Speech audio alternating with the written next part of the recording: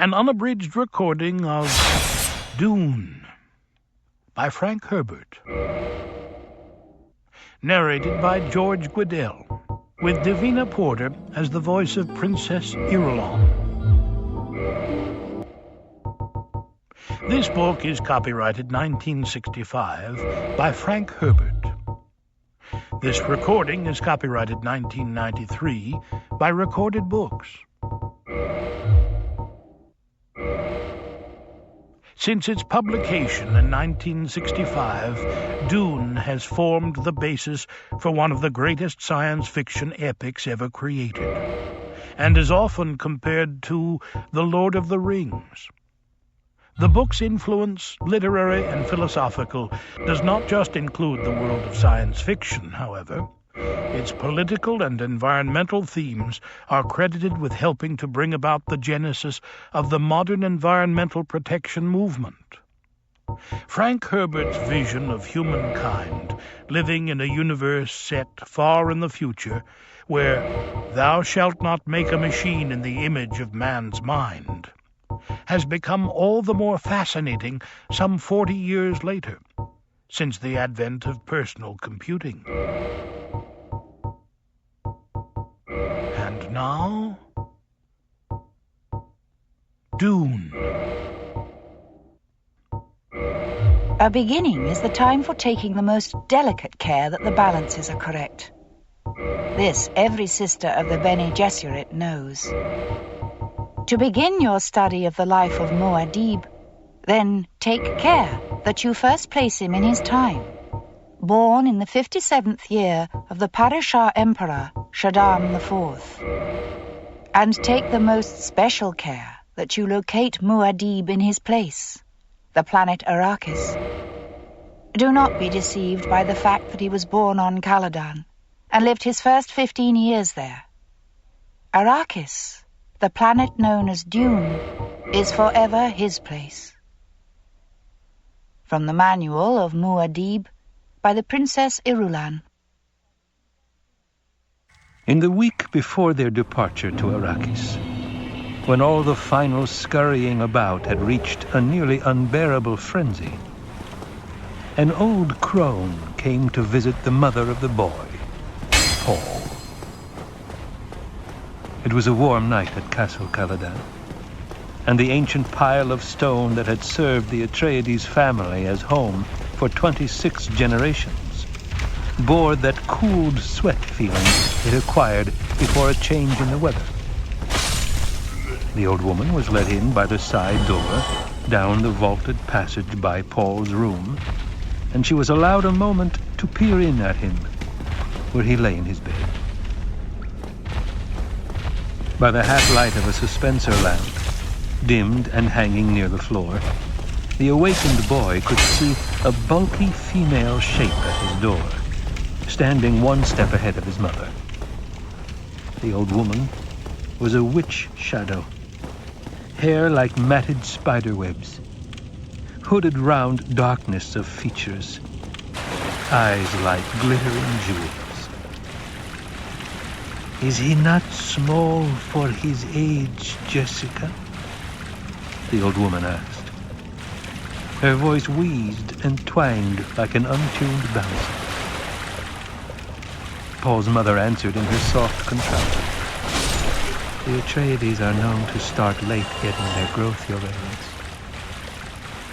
So I've heard, wheezed the old woman. "Yet he's already 15. "Yes, Your Reverence." "He's awake and listening to us," said the old woman. "Sly little rascal," she chuckled. "But royalty has need of slyness, and if he's really the Kwisatz Haderach, well..." Within the shadows of his bed, Paul held his eyes open to new slits. 2 bird-bright ovals, the eyes of the old woman, seemed to expand and glow as they stared into his. "Sleep well, you sly little rascal," said the old woman.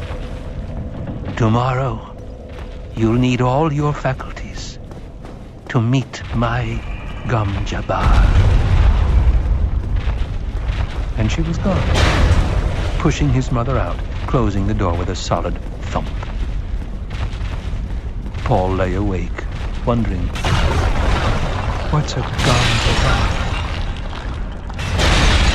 In all the upset during this time of change, the old woman was the strangest thing he had seen. "Your Reverence." And the way she called his mother Jessica like a common servant instead of what she was, a Bene Gesserit lady, a duke's concubine and mother of the ducal heir. Is a Gom Jabbar something of Arrakis I must know before we go there? He wondered. He mouthed her strange words, Gom Jabbar, Kwisatz Haderach. There had been so many things to learn. Arrakis would be a place so different from Caladan that Paul's mind whirled with the new knowledge. Arrakis, Dune, desert planet. Thufir Hawat, his father's master of assassins, had explained it. Their mortal enemies, the Harkonnens, had been on Arrakis 80 years, holding the planet in quasi-fief under a Chom Company contract to mine the geriatric spice melange.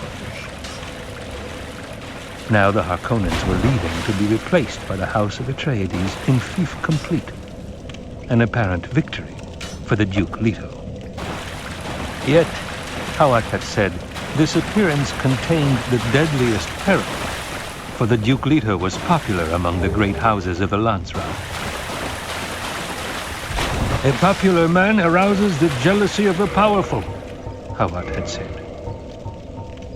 Arrakis, Dune, desert planet. Paul fell asleep to dream of an Arrakeen cavern, silent people all around him moving in the dim light of glow globes. It was solemn there and like a cathedral as he listened to a faint sound, the drip, drip, drip of water. Even while he remained in the dream, Paul knew he would remember it upon awakening. He always remembered the dreams that were predictions. The dream faded. Paul awoke to feel himself in the warmth of his bed, thinking. This world of Castle Caladan, without play or companions his own age, perhaps did not deserve sadness and farewell. Dr. Yuil, his teacher, had hinted that the Falfre Luce's class system was not rigidly guarded on Arrakis. The planet sheltered people who lived at the desert edge without Qaid or Bashar to command them. Will o' the Sand people, called Fremen, marked down on no census of the Imperial Regiment. Arrakis, Dune, desert planet. Paul sensed his own tensions. Decided to practice one of the mind-body lessons his mother had taught him. 3 quick breaths triggered the responses. He fell into the floating awareness, focusing the consciousness, aortal dilation, avoiding the unfocused mechanism of consciousness. To be conscious by choice, blood enriched and swift flooding the overload regions. One does not obtain food, safety, freedom by instinct alone. Animal consciousness does not extend beyond the given moment, nor into the idea that its victims may become extinct. The animal destroys and does not produce. Animal pleasures remain close to sensation levels and avoid the perceptual. The human requires a background grid through which to see his universe. Focused consciousness by choice. This forms your grid. Bodily integrity follows nerve blood flow according to the deepest awareness of cell needs. All things cells are impermanent. Strive for flow permanence within. Over and over and over, within Paul's floating awareness, the lesson rolled. When dawn touched Paul's windowsill with yellow light, he sensed it through closed eyes, opened them, hearing then the renewed bustle and hurry in the castle, seeing the familiar patterned beams of his bedroom ceiling. The hall door opened, and his mother peered in, hair like shaded bronze held with black ribbon at the crown, her oval face emotionless, and green eyes staring solemnly. "You're awake," she said. "Did you sleep well?" Oh. "Yes?" You, thank goodness. I'm done for. He studied the tallness of her, die soon. saw the hint of tension in her shoulders as she chose clothing for him from the closet racks. You and I, we're both on. Another might have missed the tension, Hear me out. but she had trained him in the Bene Gesserit way, Regrettably, in the I minutiae of have observation. failed in my mission. But She perhaps turned, you can keep the torch holding a lit. semi-formal jacket There's an for old saying him. in It my carried the family. red Atreides Thou hawk who crest art above the undead breast art pocket. chosen. In thine exodus from "Hurry the and undead dress," asylum, she said. maketh pilgrimage "Reverend to the Mother is land of waiting." ancient lords. When thou ringest "I the bell dreamed of of her awakening, once," Paul the said. fate of the undead "Who is thou she?" shalt know. Well, now you "She know, was my teacher at the Bene Gesserit school. and I can die with hope in my Now heart. she's the Emperor's truth-sayer." One more thing. "And Paul," Here, she take hesitated, this. "you must tell A her Estus about your flask. dreams." An undead favorite. "I will. Is she the reason we got Arrakis?" Oh, and this. "We did not get Arrakis." Now I must bid farewell. Jessica flicked dust from a I'll pair of take care of you trousers, after hung death. them with the jacket on the dressing stand beside go his now. bed. And thank you. "Don't keep Reverend Mother waiting." Paul sat up, hugged his knees. "What's a Gom Now I Jabbar?" must bid farewell. Again, the training she had given him exposed her almost invisible hesitation, a nervous betrayal he felt as fear. Jessica crossed to the window, flung wide the draperies, stared across the river orchards toward Mount Siubi. "You'll learn about the Gom Jabbar soon enough," she said. He heard the fear in her voice and wondered at it. Jessica spoke without turning. "Reverend Mother is waiting in my morning room. Please hurry." The Reverend Mother Gaius Helen Mohiam sat in a tapestried chair watching mother and son approach. Windows on each side of her overlooked the curving southern bend of the river and the green farmlands of the Atreides family holding. But the Reverend Mother ignored the view. She was feeling her age this morning, more than a little petulant. She blamed it on space travel and association with that abominable spacing guild and its secretive ways. But here was a mission that required personal attention from a Bene Gesserit with the sight. Even the Padishah Emperor's truthsayer couldn't evade that responsibility when the duty call came. "Damn that Jessica," the Reverend Mother thought. "If only she'd borne us a girl as she was ordered to do." Jessica stopped 3 paces from the chair, dropped a small curtsy, a gentle flick of left hand along the line of her skirt. Paul gave the short bow his dancing master had taught, the one used when in doubt of another's station. The nuances of Paul's greeting were not lost on the Reverend Mother. She said, "He's a cautious one, Jessica." Jessica's hand went to Paul's shoulder, tightened there. For a heartbeat, fear pulsed through her palm. Then she had herself under control. Thus he has been taught. What does she fear? Paul wondered. The old woman studied Paul in one gestalten flicker. Face oval like Jessica's, but strong bones. Hair the Duke's black, but with brow line of the maternal grandfather who cannot be named.